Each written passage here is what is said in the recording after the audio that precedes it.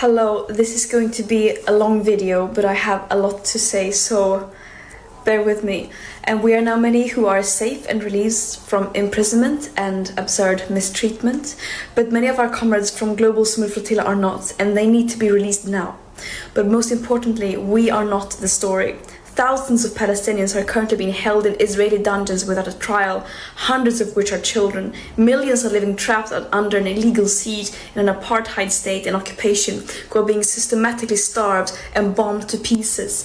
Basic societal infrastructure is being targeted and destroyed, and Palestinians are being systematically deprived of their very basic rights and means to survive, such as producing their own food, controlling their own territorial waters, and children being able to go to school. And the whole world knows that this did not start on October the 7th, 2023.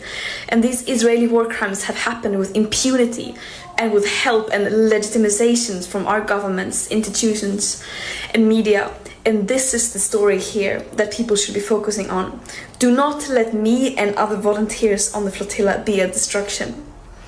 And the Global Summit Flotilla is about solidarity with Palestinians, international solidarity. And what Israel did was mainly not to illegally abduct us in international waters and abuse us in prison, but it was that it stopped a humanitarian mission and violating international law by preventing humanitarian aid from entering Gaza, a population that are being systematically starved by Israel.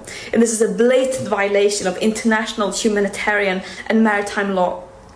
And I also want to make it very clear that our imprisonment by Israel is a direct result of our governments.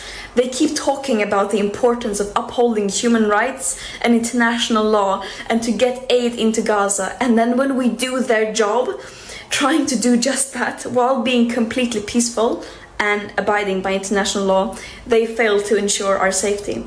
And this mission should not have to exist. It is a last resort when all means fall short and when those in power fail to step up and do the bare minimum.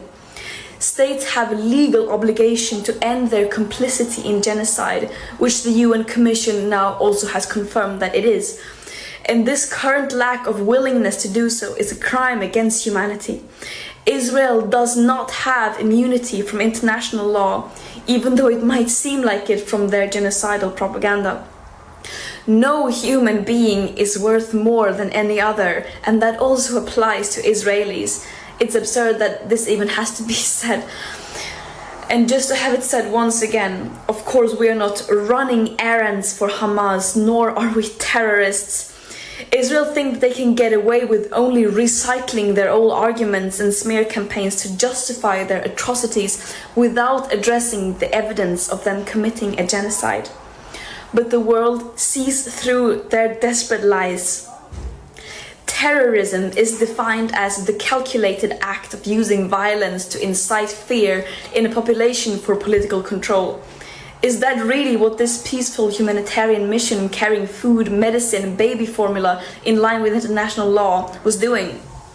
One can really ask who the real terrorist is here. And I stand by what I have said and stood for since I became an activist at the age of 13. I will continue to fight for a free world, a world free of all forms of oppression and racism, where we put human and planetary well-being over short-term economic profit and geopolitical control for a few. And that might sound naive, but I would any day choose being seen as naive over having double standards and not doing anything in the face of injustice. And I urge everyone to join the global uprising for justice, freedom and equality, and to apply real pressure on our governments and institutions to fulfill their legal obligations to ensure human rights for everyone.